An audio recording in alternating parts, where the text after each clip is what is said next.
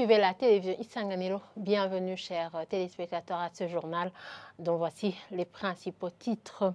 Le secrétaire général du parti CNDD-FDD fait savoir que son parti a mis en place des séances de redressement pour ses membres nommés à des postes et qui n'accomplissent pas correctement leur mission. Réaction faite après que le numéro 1 burundais s'est plaint par rapport à ces cadres qui n'effectuent pas correctement leurs tâches. Vous aurez plus de détails au cours de ce journal. Et certains habitants de la capitale Bujumbura demandent aux responsables de Leboura de désengorger les conduits des eaux usées et regards bouchés car ces derniers déversent partout des déchets. Ils indiquent craindre pour leur santé. Les détails, c'est tout de suite.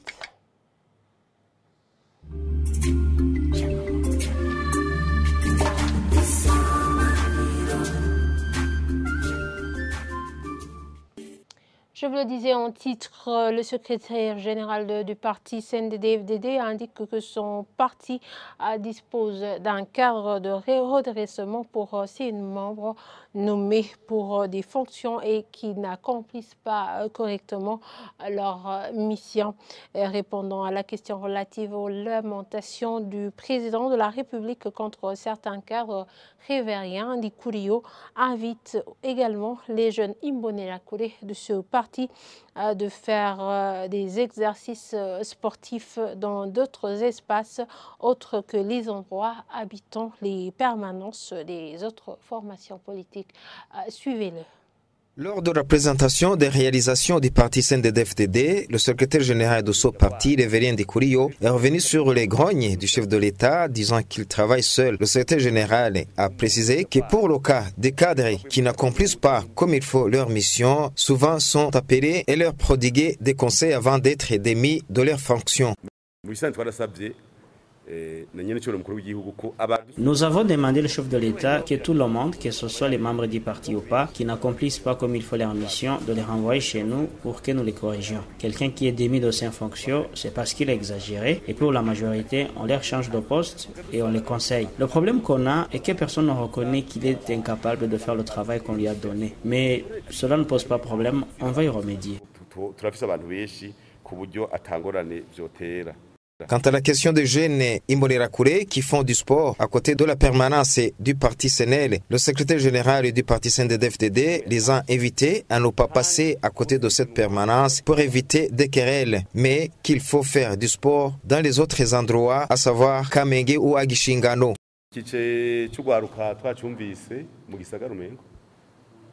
Nous avons déjà entendu cette situation à Mutanga. Je voulais dire que cela ne peut pas causer des mésententes. J'ai demandé à celui qui est chargé des jeunes de voir comment ne pas passer à côté de la permanence du CNL. Il faut les laisser travailler et éviter de passer à côté de leur permanence. En Ngozi et ailleurs, les jeunes du parti CNL et ceux du CNDD-FDD ont une bonne cohabitation et sont dans les mêmes coopératives. Il n'y a aucun problème.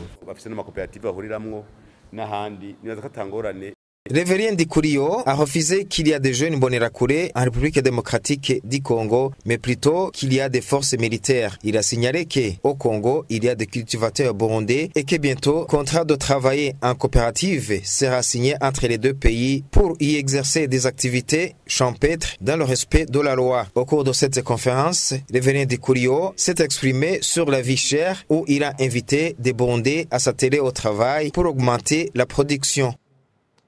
Merci à Jean-Marie Mayonga pour ce reportage et continuons ce journal par la page économie.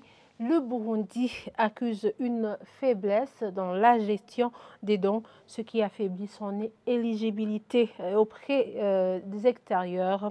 Analyse d'un économiste et expert en leadership et gestion des organisations après les propos du ministre des Finances devant l'Assemblée nationale expliquant qu'actuellement le Burundi n'est pas éligible aux prêts extérieurs.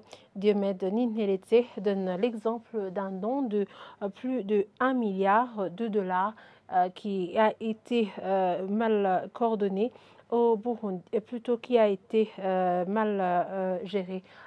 Suivez-le. Le Burundi se retrouve dans un contexte d'incapacité de remboursement des crédits. Et cela, pour l'histoire, il faudra peut-être revoir la situation. En 2008, le Burundi a bénéficié de l'allègement de la dette parce que le Burundi se trouvait parmi les pays les plus pauvres du monde et le plus endetté. Alors à ce moment-là, les institutions de financement, la Banque mondiale et le FMI, avaient décidé alors que ce montant devrait être orienté vers l'éducation, vers la santé. Et à ce moment-là, on a connu quand même une croissance économique de 5%. Et de là, le Burundi n'a plus bénéficié d'un appui budgétaire de la communauté internationale, sauf qu'à un certain moment, il y avait des dons. Alors, mais avec 2020, la coopération a quand même repris. Mais alors, le gouvernement a fait face à une mauvaise gestion. De 2019 à 2023, le Burundi avait eu un don de 1,3 milliard de la Banque mondiale pour exécuter certains projets de la résilience économique, de la santé, de l'énergie solaire. C'était un montant énorme. 1 milliard, plus d'1 milliard de dollars, c'est beaucoup d'argent. Mais alors, au mois de mars, je crois, si je ne me trompe pas, il y a eu une évaluation de la mise en œuvre de ces projets. Nous avons constaté, on constate et on écrit que l'exécution budgétaire est estimée aujourd'hui à 21% pour un montant de 1 milliard. 1 milliard, c'est vrai, c'est sur 4 ans. Autrement dit, par an, on pouvait utiliser facilement plus de 250 000 dollars. Et c'est beaucoup d'argent. Alors maintenant, même si on se lamente qu'on n'a pas de devises, c'est-à-dire que on n'a pas pu effectuer certaines activités qui pouvaient aussi, en tout cas, influer les caisses de l'État par rapport aux devises. Alors ça, c'est le constat. Mais alors, le FMI, je crois en 2022, est venu dans une émission pour évaluer effectivement la qualité de la mise en œuvre de certains projets. Il avait constaté que le Burundi était plus endetté et que par conséquent, c'était la dette intérieure. Ce que nous avons appelé à l'époque l'effet d'éviction, qui le gouvernement contractait de crédit au niveau des banques commerciales. Et finalement, le privé n'a pas le droit d'aller, ou a le droit, ou plutôt minimiser, la chance d'avoir un crédit est minimisée, parce qu'effectivement, les banques commerciales préfèrent donner à l'État qui a émis les bons de trésor à travers la BRB. Alors, ça c'est une recommandation de la FMI pour leur dire, le Burundi, arrêtez de contracter le crédit au niveau interne, au niveau des banques commerciales. Je crois que alors, ces réformes, bien sûr, sont en cours et je me dis que ça va peut-être aussi améliorer les conditions économiques du Burundi. Le Burundi ne peut pas avoir un crédit parce qu'il n'est pas à mesure de rembourser, parce qu'il n'est même pas à mesure de bien gérer même les dons. Certains coins de la commune Mukaza, nous sommes en mairie de Bujumbura, connaissent une odeur désagréable suite à des conduits, des eaux usées et des regards bouchés. Des déchets se déversent partout. L'exemple, c'est le cas de la 4e avenue de la zone Nyakabiga. La population dit être menacée par ces odeurs nauséabondes, craignant des maladies des mains sales. Ces citadins demandent aux responsables de l'Obura de faire son travail pour sauver les vies humaines. Le point avec Évariste Ndikobanyana. Le premier coin où le conduit des eaux usées a été bouché, c'est en zone de Rohiro, sur le boulevard de l'Uprona, près de l'ex-bar et d'un Night Club Havana. Les eaux usées en provenance des latrines et ménages se déversent dans ce boulevard et ceux qui travaillent dans les magasins aux alentours et ceux qui garent leur taxi-voiture disent faire face aux odeurs inhabituelles. La situation est pire aussi au quartier Nyakabiga 3, à la 4e avenue. Devant la parcelle numéro 15. À cet endroit, le regard a laissé déborder les eaux usées. Ça fait à peu près 2 mois, selon les témoins sur place. Les résidents disent avoir alerté les autorités administratives, mais rien n'a été fait jusque-là. Ils craignent des maladies de mains sales suite aux odeurs nauséabondes. Nous parvenons à vivre parce qu'il n'y a pas d'autre alternative que nous faisons. Oui. Ça fait presque 2 mois ou plus. Les autorités locales le savent, mais le chef de zone le sait. Moi-même, j'ai lancé cet appel, mais en vain, pas de réplique. Nous craignons d'être attaqués par des maladies infectieuses comme le choléra et d'autres. Que ce soit en zone Nerohero, que ce soit à Nyakabiga, tous les résidents interpellent l'Office burundais de l'urbanisme, de l'habitat et de la construction Bouha en sigle de venir dans les plus brefs délais réparer ces regards afin de sauver les vies humaines.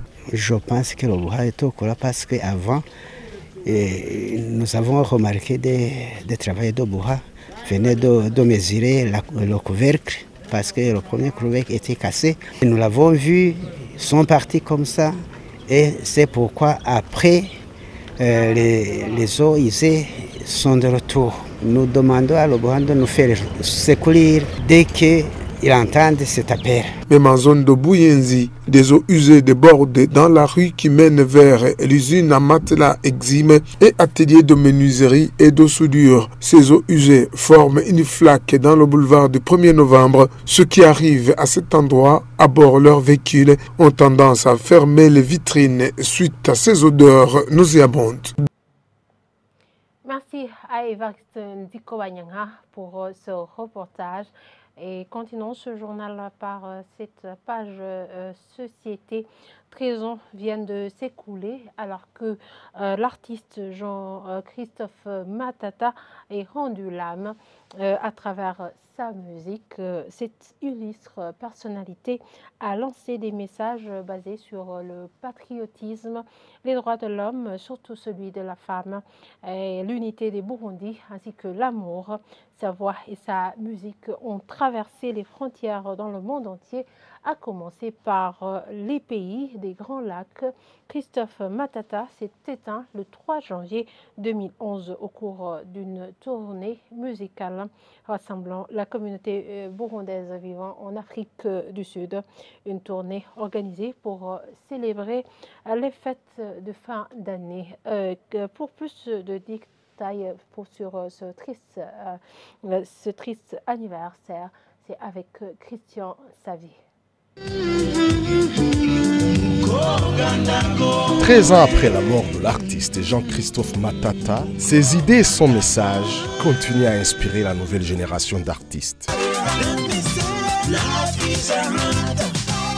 Matata est né à Kinama en 1960 et grandit entre Kamenge et Kinama en jouant à la percussion, utilisant des instruments fabriqués par lui-même à partir des petites caisses de résonance, boîtes à lait, nido, qu'il boucle lui-même à l'aide des sachets. Il approche ses aînés dans la musique en 1982, les Guillaume, Emma, Mungelele, Babasele et les autres, dans l'orchestre Pronostic. Après, Matata évolue dans l'orchestre Miligo de Grand Lac. Il décroche beaucoup de contrats, il se produit sur plusieurs scènes régulièrement, comme la scène de Source du Nil, Novotel, Borsarino, quelquefois Kukirimba et À l'Entente, etc. Il devient une grande star avec l'orchestre African Band et signe un grand contrat avec le parti au pouvoir de l'époque. Il va par la suite se produire au Rwanda, rencontre le grand arrangeur burundais du nom de Aaron Tunga et fait des va-et-vient sur Bujumbura et Kigali pour se produire sur scène. À cause de la crise de 1993, il migre à Bruxelles, mais continue à exporter la musique burundaise sur des scènes internationales. Il décide de rentrer au pays, passe quelques années à exécuter quelques projets musicaux. Jusqu'en décembre 2010, il se rend en Afrique du Sud pour un contrat de 4 concerts dans 3 villes de ce pays, Durban, Cape Town et Johannesburg. Après son dernier concert, épuisé, il va directement à l'hôpital et rend l'âme le lendemain, le 3 janvier 2011, à cause d'une infection pulmonaire. De père congolais et de mère rwandaise, Matata avait choisi le Burundi comme sa patrie, puisqu'il s'est toujours présenté comme Burundais dans plusieurs spectacles dans ses tournées mondiales.